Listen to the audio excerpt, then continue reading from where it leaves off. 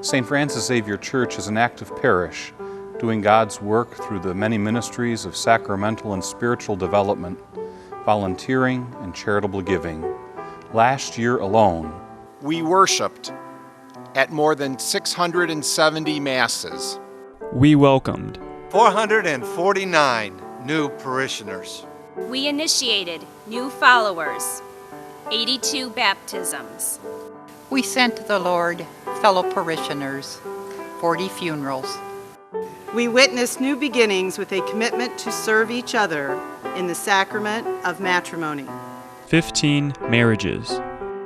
We sealed the faithful, 91 confirmandi. We saw young people meet Jesus for the first time at the Lord's table, 145 first communicants. We joyfully witnessed the initiation of 6 people through the sacraments of Christian initiation. We served in more than 60 ministries with more than 2,100 volunteers. we sacrificed our treasure in more than $1.3 million in offertory collections. We educated and influenced young lives. 427 students in the day school. 810 PSR students and teens. We celebrated our 150th anniversary by rekindling memories from our past that renewed our call to live each day for the greater glory of God. Much progress has been made here over the past year at St. Francis Xavier Church. I want to thank you for your generosity in sharing your time and your talent and your treasure. But I would ask you to consider the question, is it I, Lord? What makes this parish such a vibrant parish is so many people giving of themselves. The prayerfulness of our parishioners extends beyond the walls of this church building. Many of our parishioners do belong to this parish and are either homebound or live at assisted living facilities. Please listen now to one of our own parishioners share her experience of prayer from her home. I hope that they can understand me because I have Parkinson's. It makes my muscles tight. I've had Parkinson's for 10 years, if not longer. I've been here since 1953. Deacon Joe, Deacon Dan, Father Tony's a gem. He's a diamond in the rough. I wish we had more like him. First Friday visits. Those visits I look for. If I don't know what I'd do without them. I'm so appreciative that they come in all kinds of weather. They don't forget me, and for that I'm grateful. My prayer life can't get by without it. Don't forget to pray. You gotta do it. You gotta remember Jesus, but you gotta try. He knows what you need. Maybe not your way, but His way. Now that their children have moved on to high school and college, they're looking for a continual way to be involved in the life of their parish community, and for these I'm very grateful. I'm involved in art and environment, the funeral choir, Trees and Treasures, which is the fundraiser for the Life Team group, and Eucharistic ministering. I think of my favorite would be probably the funeral choir, because there's just something very spiritual about the funeral rite, the prayers, the music, the rituals. I'm involved with I'm a Eucharistic minister, St. Vincent de Paul, Operation Homes, and I also help Maureen with art and environment. Probably my favorite is St. Vincent de Paul. You're able to help people directly, and it's especially gratifying when you help someone that's seeing us for the first time. Oftentimes they don't know where to turn, they're very discouraged. And if you can give them just a little bit of hope and direction and comfort. St. Francis has been such a blessing to us and our family, and it's important that we give back. The ministries that Mike and I are involved in, we do pre-Cana. We're both Eucharistic ministers. We are part of Father Bob's scripture sharing on Wednesday nights, and of course Mike's part of Stewardship. Our favorite one is pre-Cana, because we get to spend time together, and we know marriage is a always a work in progress, so it gives us time to work on that. We still want to give of our time. It keeps us active, and we still want to give back to the church and be a part of things, and we get to know different people. The biggest lesson I've learned in the ministry I was involved in was being a Eucharistic minister and going to the nursing homes. That is such a humbling experience. A lot of times someone's been in there for quite some time, and their family and friends come by when they can, but they would see us almost every week. The ministry that had the most impact for me was Christ Renews His Parish. Doing renewal, I think it made me realize that I'm not in control, and when you let God take control of things, it really makes a difference in your life. Whoever serves, let it be with the strength that God supplies. We started right after college coaching basketball. They needed some extra coaches, and we decided to take 2 teams on that year. We didn't have kids, so we had the time. I coached a 4th grade girls team, and he coached a 5th grade boys team, and we ended up staying with the girls team all the way through their 8th grade year. It's a lot of fun. I don't know, we kind of just got hooked on it. The girls were, just wonderful to be with, and the families and the parents, and I guess it kind of gave you that connection, in mass. I didn't know anybody. Tuesdays at our house are shared between bingo, stewardship, and if one of those meetings changes, we can't go. You only get out of it what you're going to put into it, and I think that just the people that you meet, the new friendships that you make, and all the different ministries that you're involved with. I would tell young people to just, go around to the different ministries and find what works for you. It's amazing that over 1/3 of our parish community occupies the ages between infancy and 18 years of age. This is no insignificant population. I'm so very grateful to them for their involvement, both in PSR and the day school. They are indeed very treasured members of our parish who have much to give. When we think about the purpose of Catholic education, the main point, educate children to become a part of our church or to become the future of our church.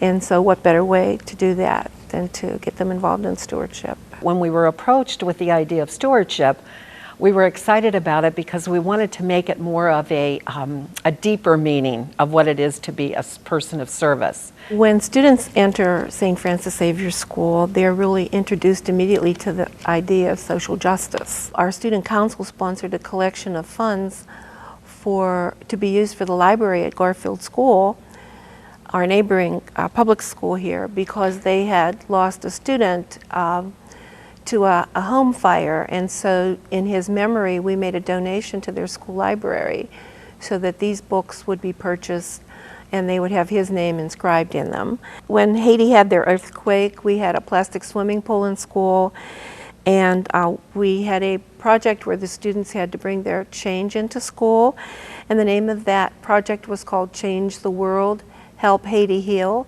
Our PSR program even joined us on that project, and they put their change in the swimming pool also.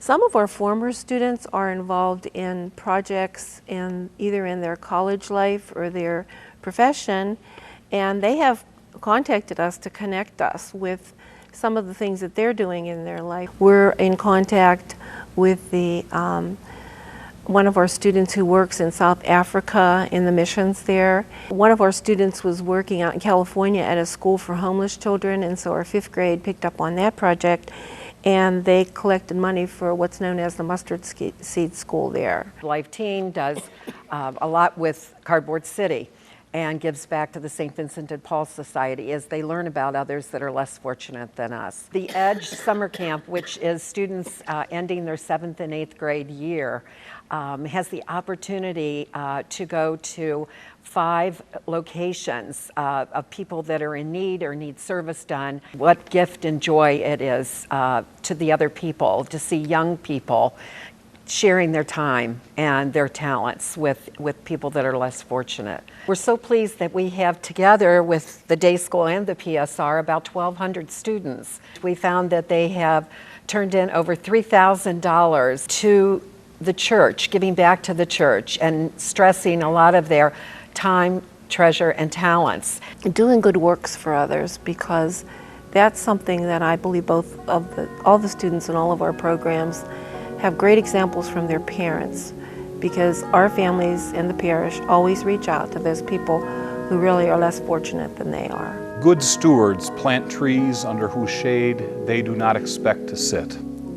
I like this quote because it speaks of the wisdom of people who are willing to give of themselves, sharing their financial resources in ways that will benefit people they may never even meet. I had asked a number of parishioners to come forward for interviews, but being very humble, they simply would not go on film, but they asked that these quotes be shared. I thank all of you for your continued generosity and financial support of our parish that allows us to do so much here. My husband and I have been richly blessed and have always felt that we needed to help those less fortunate. Take care to guard against greed, for though one may be rich, one's life does not consist of possessions. I have always felt educating our children is one of the most important obligations of our community. The old African saying, "It takes a village to raise a child," applies especially to their education. Giving to the Randall Scholarship Fund was a chance to give back to the community for all it had done for my family. St. Francis Xavier Church has been my home since I was 8 years old. Christ Renews His Parish made me active and taught me who God is. God gave me the money I have, and I want to share it with God's people who continue to minister to me. I believe in a good education that is grounded in Catholicism. My wife taught our kids to love to learn. Establishing the Randall Scholarship seemed fitting. This year we bid farewell to Father Bob and to Father Kowalik, and we thank them for their 4 years of generous and faithful ministry. This year we also welcome John Schneider, a seminarian who will be ordained a deacon in October, and God willing a priest in May. You know, it's tough to live a stewardship lifestyle today, I think, with our culture, the way everything is. The first thing you do is you give back to God. When you're working out your budget financially, when you're working out your schedule of school activities or family activities or other activities, you give back to God. A few different parishes that I've been at, we formed a co-ed adult softball league. The main reason is community building.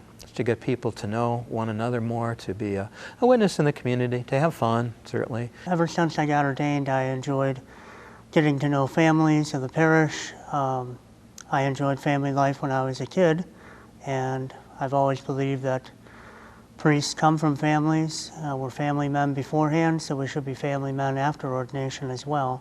Just spending time sharing a meal, praying a rosary with the family, and then I do like cards. I enjoyed board games. I thought the Randall Scholarship was a great idea for the parish.